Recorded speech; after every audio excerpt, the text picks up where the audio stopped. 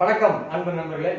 இந்த காணொலியில் நாம் பார்க்க போகிறது கன்னியாகுமரியில் இருக்கக்கூடிய 6 சட்டப்பேரவை தொகுதிகளில் யாருக்கு வெற்றி பெறுவதற்கான வாய்ப்புகள், ஜாதகப்படி வாய்ப்புகள் உண்டு, பிரகாசமா உண்டு அப்படின்றதான் பார்க்க போறோம்.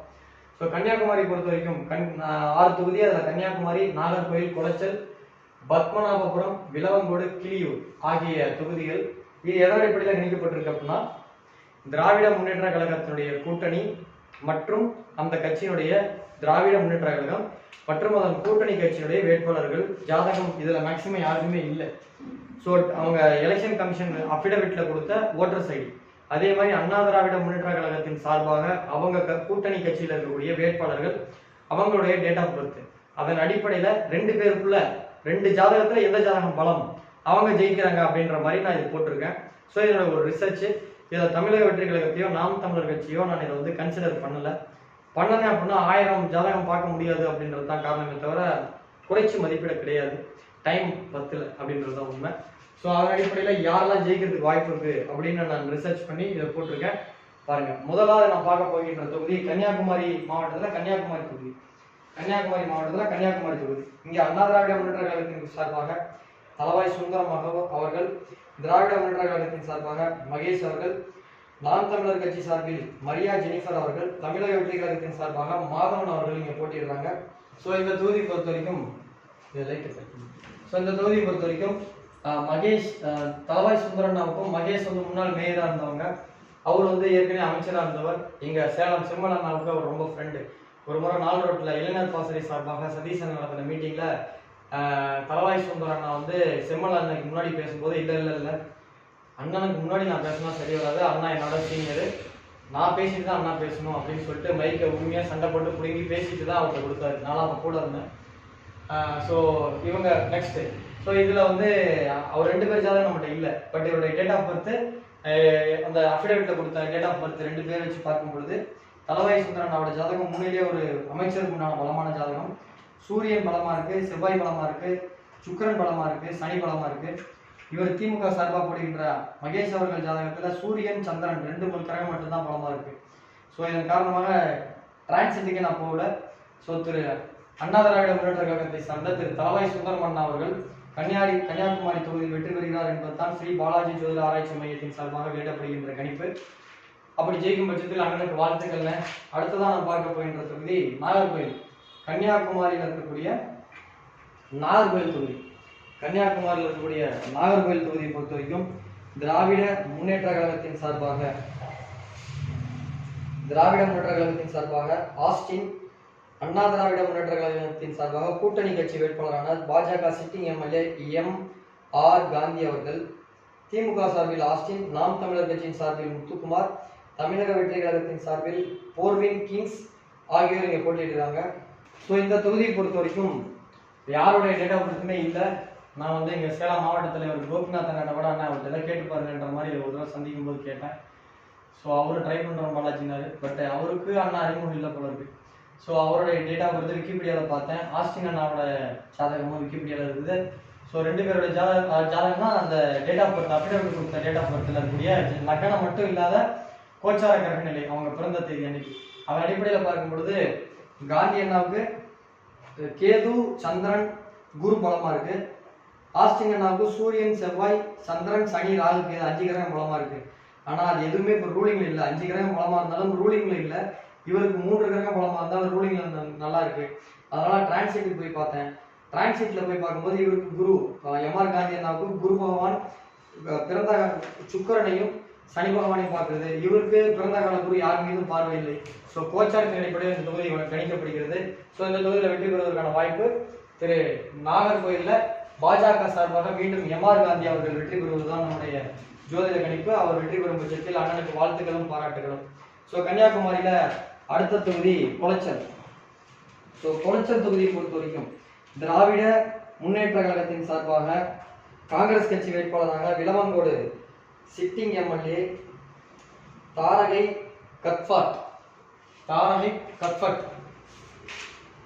பாஜக சார்பில் சிவகுமார் அவர்கள், நாம் தமிழர் கட்சியின் சார்பாக அன்சி சோஃபா அவர்கள், தமிழக வெற்றி கழகத்தின் சார்பாக பிரேம் அலெக்ஸ் லாரன்ஸ் அவர்கள்.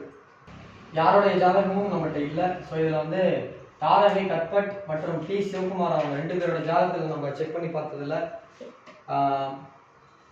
சுக்கிரன் இவங்க தாரகை கட்பட் அவங்க ஜாதகத்துல சனி புதன் சுக்கிரன் குரு பலமா இருக்கு. அவங்க சிவகுமார் அண்ணாவோட ஜாதகத்தில் அடிப்படையில் பார்க்கும் பொழுது சூரியன் ராகு கேது சந்திரன் பலமா இருக்கு. ஸோ சமபலமான ஜாதகம். பட் ரூலிங்ல வந்து அவருக்கு எதுவுமே கை கொடுக்கல. அது இப்போ நடக்கக்கூடிய ரூலிங் பிளானட்ல அவருக்கு சப்போர்ட் ஆகல. பட் தாரகை கட்பட் அவர்களுக்கு சனியும் குருவும் சப்போர்ட்டா இருக்கு. அதே மாதிரி டிரான்சிட் போய் பார்க்கும்போது ஜன்னகால சுக்கிரனையும் ஜன்னகால சூரியனையும் இவங்களுடைய மிதுனத்தில் இருக்கக்கூடிய கோச்சார குரு பகவான் பார்க்கறதுனால டிரான்சிட் அடிப்படையில், அதாவது கோச்சார கிரக நிலை காரணமாக கோச்சார அடிப்படையில் கோச்சார பலம் இவருக்கு அதிகமாக இருக்கிறதுனால குளச்சல் தொகுதியில தாரகை கட்பட் அவர்கள் வெற்றி பெறுவார் என்பதுதான் ஸ்ரீ பாலாஜி ஜோதிட ஆராய்ச்சி மையத்தின் சார்பாக வெளியிடப்படுகின்ற கணிப்பு. அப்படி வெற்றி பெறும் பட்சத்தில் அவருக்கு வாழ்த்துக்களையும் பாராட்டுகளும் தெரிவித்துக் மற்ற மகிழ்ச்சி. அப்படி கிடைக்கும் போது தொகுதி டெவலப் பண்ணிட்டு இருக்கேன். அடுத்த தொகுதி பத்மநாபபுரம். ஸோ இதுதான் தமிழ்நாட்டினுடைய அந்த சவுத் கார்னர்ல இருக்கக்கூடிய ஒரு தொகுதி. ஸோ பத்மநாபபுரம் தொகுதியை பொறுத்த வரைக்கும் திராவிட முன்னேற்ற கழகத்தின் சார்பாக கம்யூனிஸ்டுக்கு ஒதுக்கப்பட்டிருக்கு. கம்யூனிஸ்டுக்கு அங்கே ஒதுக்கப்பட்டிருக்கு.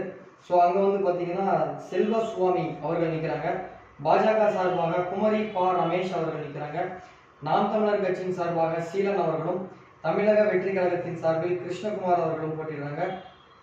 ஸோ இந்த தொகுதியை பொறுத்த வரைக்கும் யாருடைய டேட் ஆஃப் பர்த் நம்மகிட்ட கிடைக்கல. நெக்ஸ்ட் செல்லசுவாமி பி ரமேஷ் அவங்க 2 பேரோட ஜாதகத்தில் ரெஃபர் பண்ணதுல செல்லசுவாமி அவருடைய ஜாதகத்தில் சனி பகவான் செவ்வாய் கேது ராகு சூரியன் பலமா இருக்கு. அண்ணா திராவிட முன்னேற்ற கழகத்தின் சார்பாக பாஜக கூட்டணியில ராகு சந்திரன் குரு பலமா இருக்க காரணால ஸோ இந்த தொகுதியில் வந்து ராகு பலமா இருந்தாலும் ரூலிங்ல இல்லை. அதே மாதிரி கோச்சாரத்துக்கு டிரான்சிட்ல போய் பார்த்தா குரு வந்து மிதுனத்துல இருந்து இவரோட ஜாதகத்தில் இருக்கக்கூடிய துலாத்தில் இருக்கிற சூரியனையும் சுக்கிரனையும் அதே போல இவரோட ஜனனகால குரு பகவானையும் பார்ப்பதனால ஸோ டிரான்சிட் அடிப்படையில் தொகுதி கணிக்கப்பட்டிருக்கு. இதில் வெற்றி பெறுவதற்கான வாய்ப்பு கம்யூனிஸ்டை சார்ந்த திரு செல்லசுவாமி அவர்கள் வெற்றி பெறுகிறார் என்பதுதான் ஸ்ரீ பாலாஜி ஜோதிட ஆராய்ச்சி மையத்தின் சார்பாக வெளியிடப்படுகின்ற கணிப்பு. அடுத்ததாக நாம் பார்க்க இருக்கிறது விலவங்கோடு சட்டப்பேரவை தொகுதியை பொறுத்த வரைக்கும் திராவிட முன்னேற்ற கழகத்தின் சார்பாக திரு டி பிரவீன் அவர்களும் பாரதிய ஜனதா கட்சியின் சார்பாக முன்னாள் எம்எல்ஏ 3 முறை 2011 நிறைய பேர் தோத்து போனாங்க. அப்ப கூட ஜெயிச்சாங்க. அப்ப ஏடிஎம்கே தான் ஒரு வேவ் வந்தது. அந்த வேவ்லேயே தப்பி ஜெயிச்சவங்க விஜயதரணி அக்கா அவங்க வந்து அண்ணா திராவிட முன்னேற்ற கழகத்தின் சார்பாக பாஜக நிற்கிறாங்க. நாம் தமிழர் கட்சியின் சார்பாக மரியா ஸ்டெல்லா அவர்களும் தமிழக வெற்றி கழகத்தின் சார்பாக மைக்கேல் குமார் அவர்களும் இங்க நிற்கிறாங்க. ஸோ இந்த தொகுதியை பொறுத்த வரைக்கும் ஸோ விஜயதரணி அக்காவோட ஜாதகத்தில் பார்த்தா புதன் குரு சுக்கிரன் பலமா இருக்கு.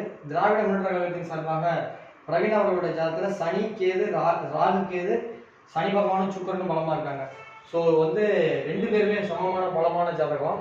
பட் 2021 அப்புறம் அவங்களுக்கு ஒரு 6 வருஷம் பேட் டைம். ஸோ இந்த வருஷம் டிசம்பர் வரைக்கும் அவங்களுக்கு ஒரு பேட் ஃபேஸ்.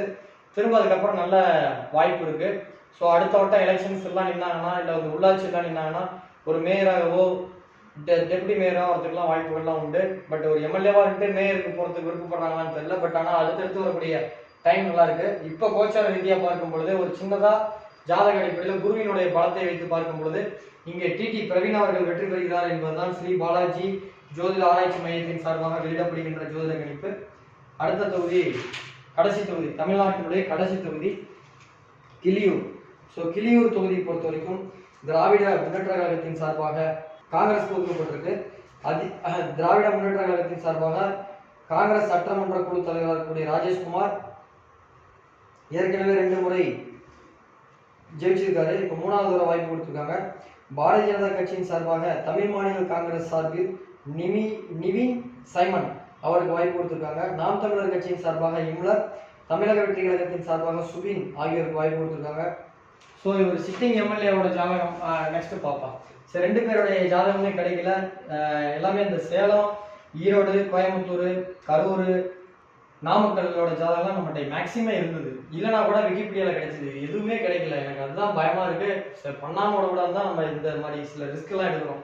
ஸோ ராஜேஷ்குமார் அவரோட இதெல்லாம் வந்து டிரான்சிட்ல பார்க்கறது. இது வந்து 10க்கு 8 ஜெயிக்கும், 2 தப்பாகும். உடனே அந்த 2 வந்து போலி ஜோசி இருந்துடுறாங்க. மீதி எடுத்தா மறந்துடுறாங்க. ஒரு டிரான்சிட் வந்து ஒரு ஜாமங்கோல் பிரசன்னத்தை விட டேலண்ட்டை விட டிரான்சிட் நல்லா ரிசல்ட் வருது. இது நான் எதன் அடிப்படையில் நான் கற்றுக்கிட்டேன்னா, அமெரிக்கா மாகாணத்தில் நான் வந்து 37 செனட்டும் போட்டேன். அதில் வந்து 37 செனட்டில் 32 வந்து கரெக்டாக டிரான்சிட்டில் தான் எல்லாமே போட்டேன். ஸோ அந்த தைரியத்தில் தான் இந்த தடவை நான் எல்லாம் பண்ணுறேன். ஸோ அதன் அடிப்படையில் பார்க்கும் பொழுது இங்கே குறைந்த வாக்குகள் வித்தியாசத்தில் ராஜேஷ் அவருடைய ஜாதகத்தில் மேக்ஸ் மேலே ராஜேஷ் அண்ணா ஜாதகத்தில் வந்து பார்த்தீங்கன்னா சனி பலமா இருக்கு, புதன் பலமா இருக்கு, குரு பலமா இருக்கு, இப்ப சந்திரன் பலமா இருக்கு. அவங்க இவருங்க ஏடிஎம்கே பிஜேபி நிவின் டிஎம்சி நிவின் அவர்களோட ஜாதகத்துல பார்க்கும் பொழுது புதன் மட்டும்தான் பலமா இருக்கு, சனி மட்டும்தான் பலமா இருக்கு. ஸோ டிரான்சிட்லயே ஜாதக கிரக சேர்க்கையில இவர் ரொம்ப இவரோட ஸ்ட்ராங்கா இருக்கிறதுனால மீண்டும் தேர்ட் டைம் இவர் தான் எம்எல்ஏ ஆகிறதுக்கான வாய்ப்பு இருக்கிறதா ஸ்ரீ பாலாஜி ஜோதிட ஆராய்ச்சி மையத்தின் சார்பாக வெளியிடுறோம்.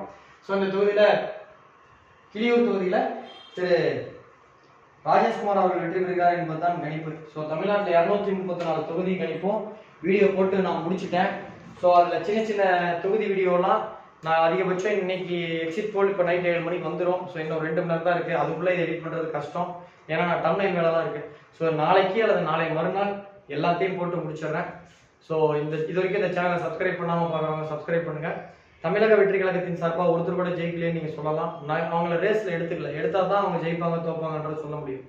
ஸோ அவங்க யாரும் அப்செட் ஆகாதீங்க. இந்த சேனலை சப்ஸ்கிரைப் பண்ணுங்கள். ஒரு 2 மாதம் கழிச்சு விஜய் அவர்கள் 2031 முதல்வரா துணை முதல்வரா எதிர்கட்சி தலைவரான்ற மாதிரி ஒரு பேசிஸில் ஒர்க் அவுட் பண்ணி ஒரு வீடியோ போடுறேன். கண்டிப்பாக உங்களுக்கு ஒரு பூஸ்டாக இருக்கும்னு நம்புகிறேன்.